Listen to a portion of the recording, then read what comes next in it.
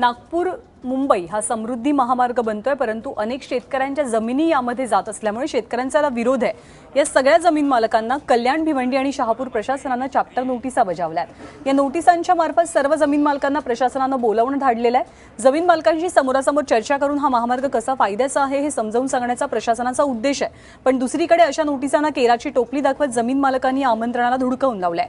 प्रशासन या नोटिशीच्या आड आपल्यावरती दडपशाही करत असल्याचा आरोप जमीन मालकांनी केलाय। चर्चेला गेल्यास आपल्याकडनं बॉन्ड लिहून घेतले जाण्याचा संशय सुद्धा जमीन मालकांना आहे। त्यामुळे या नोटिसीतनं आता काय साध्य होतंय हेच पाहावं लागेल।